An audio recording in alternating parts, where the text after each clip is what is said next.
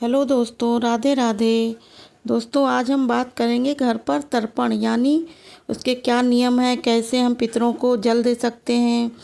तो मतलब और किस समय देना है जल, कैसे क्या करना है, इस वीडियो में हम बात करते हैं। तो चलिए वीडियो को शुरू करते हैं।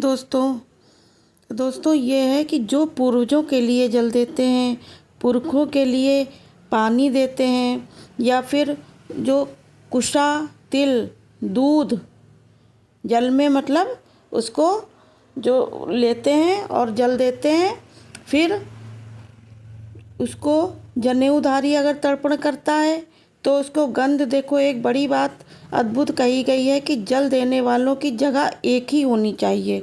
जो जल तीर्थ में दें वो घर में भी दें, तो 16 दिन वो कहीं नहीं जा सकता। एक दिन तर्पण बद्रीनाथ में, तो एक दिन फरीदाबाद में, एक दिन बल्लभगढ़ में, तो एक दिन दिल्ली में कर दिया, एक दिन नोएडा में, तो एक दिन वृंदावन में जाकर कर दिया, एक दिन कहीं दूसरी जगह जाकर नहीं दिया। नहीं, 16 दिन एक ही जगह पर कहीं भी, अगर आप तीर्थ में हैं वहाँ से दीजिए, घर में हैं तो घर से दीजिए। कहते हैं जल देने वाले व्यक्ति का स्थान नहीं बदलना चाहिए। जगह लिखने लग बात यह है दोस्तों कि जगह नहीं बदलनी चाहिए। कुशा के बिना, तिल के बिना यह तर्पण पूरा नहीं होता है। देवता गंध और सिद्ध भी उसकी स्तुति करते हैं। परम पितृभक्त वो हैं जो एक बात सोच लें, और लोगों की मानसिकता बन गई है कि बड़ा वाला करेगा तर्पण या छोटा वाला करेगा, बीच वाला इसका मतलब इसका कोई वो नहीं है। ग्रंथ में लिखा है कि घर पर घुसने का दरवाज़ा अलग अलग हो गया है, तो घर पर जैसे तवा अलग अलग हो गया यानी चूल्हा अलग अलग हो गया है, तो सबको सबको ही श्राद्ध करना पड़ेगा।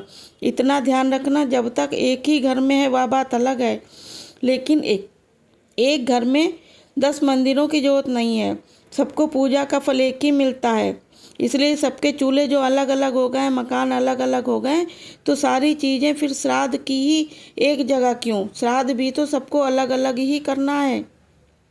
ऐसा कहीं नहीं है कि बीच वाला ना करे और खुश होते हैं भगवान। फिर भी जो दिक्कतें खड़ी होती, परेशानियां खड़ी होती, इसमें तो कहा गया है कि पितृभक्त जो कोई है वो श्राद्ध भरत जी के बीच वाले महाराज दशरथ के लिए जो बीच वाले थे, तो माता पिता के लिए समर्पण सभी का ही होना चाहिए, सबको करना चाहिए। पितृभक्त वह है जो तिथियों को जाने नहीं देता, खाली वो बुद्धिमान है।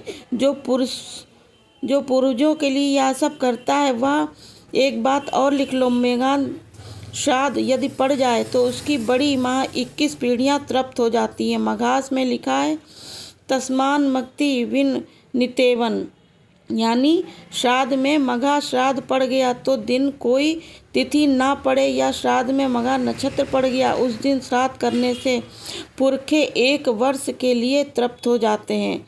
ऐसा लिखा है। माघ श्राद्ध व्यक्ति माघ नक्षत्र में पितरों के लिए श्राद्ध करता है, इससे सर्वाधिक पितृगण प्रसन्न होते हैं और 1 वर्ष के लिए तृप्त हो जाते हैं।